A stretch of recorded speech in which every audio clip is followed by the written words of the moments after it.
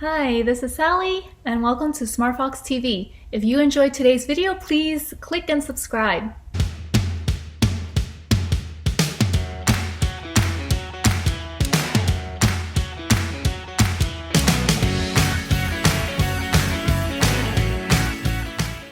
Welcome to SmartFoxTV.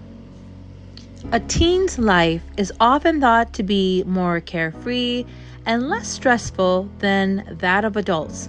While their lives have their fair share of ups and downs, for the most part, teens' lifetime cases of mental illness will develop before the age of 17. Unfortunately, teen mental health issues are often overlooked or written as a typical teenager. Some of the things that do factor into a teenager's mental health difficulties can be their busy schedules, pressures to succeed, definitely social media, the strong link to Facebook, Instagram, and TikTok, and the way somebody looks or what they have has put forth unattainable body images, status symbols, and success. Teens who are struggling with emotional difficulties brought about by mental health disorders will often turn to alcohol and drugs as a coping mechanism. Quote, "If you are able to look at yourself in the mirror every day, that's where the power starts." End quote. Selena Gomez. In 2016, as the actress and singer Selena Gomez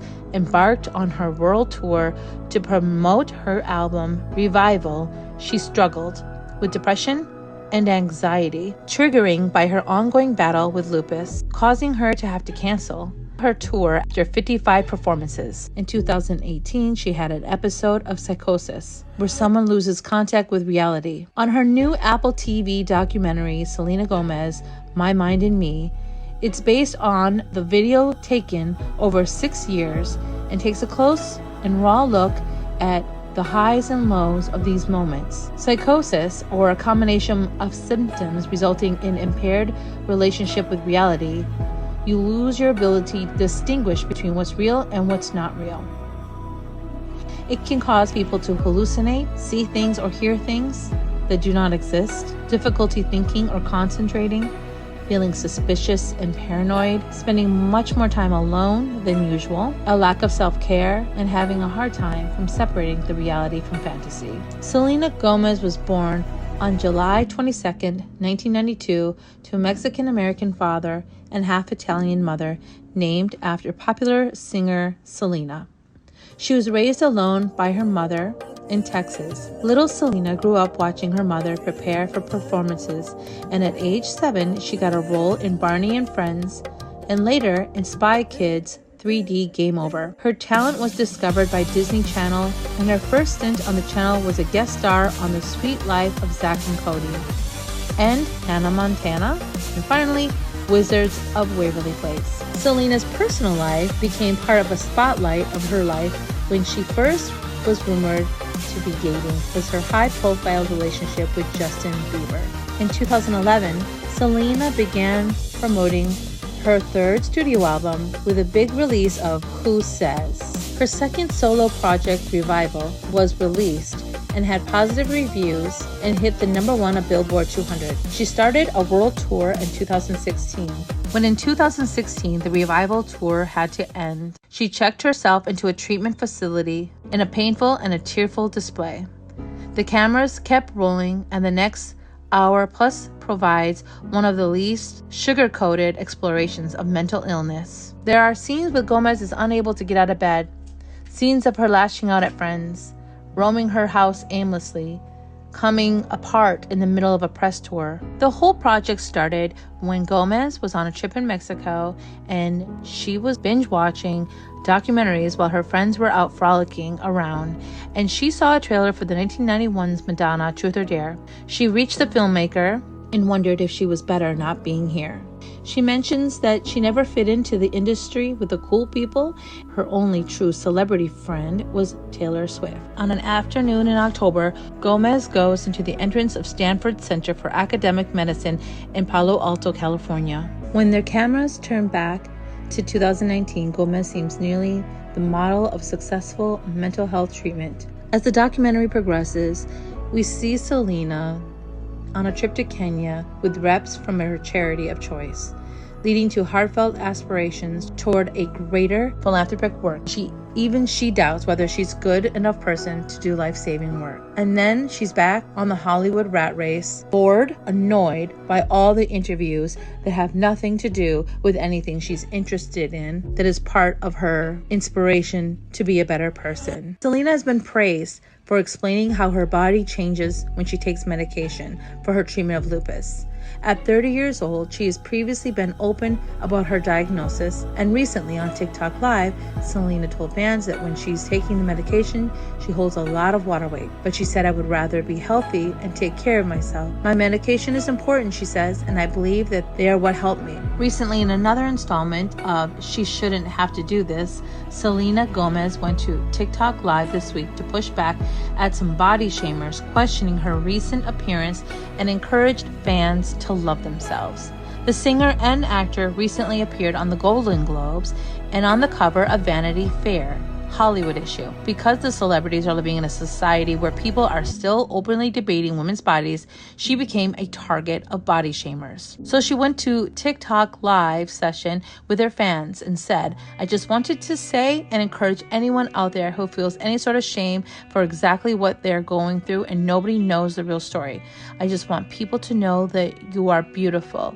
You are wonderful." Gomez, who has been open about her bipolar disorder, depression, anxiety, and lupus, is very honest and open and simply says she just doesn't care what people think. Recently on TikTok, there has been shaming from celebrities to Selena Gomez. The body shaming and bullying has caused a huge uproar on the TikTok front, protecting Selena and going back at her haters or those that are bullying her. This became so huge that all ages were involved, responding.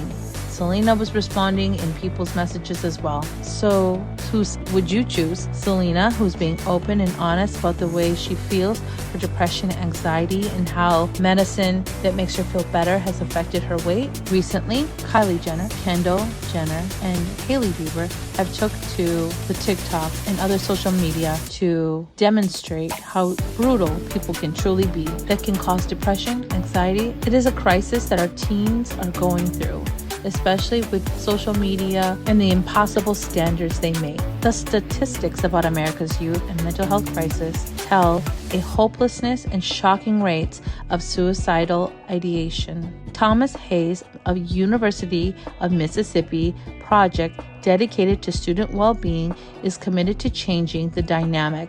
This lab team is starting a conversation for students on mental health started February 28th. He states, "People are ready for honest talk about what teens and families face today." This podcast is personal for him as he lost his son, William, to an accidental drug overdose, which he wrote about in his 2021 memoir, Dear William. He states that he hopes his listeners will come away as better parents and reach their teens effectively. Final quote, Selena Gomez, "What you have inside is much more beautiful than what's on the outside." End quote. If you have crisis now, and California Youth Crisis Line is 1-800-843-5200. Finally, a helpline for teens is 1-800-TLC-TEEN. That's 1-800-852-8336. Please get any help. Remember, you are not in this alone. Thanks for watching SmartFox TV.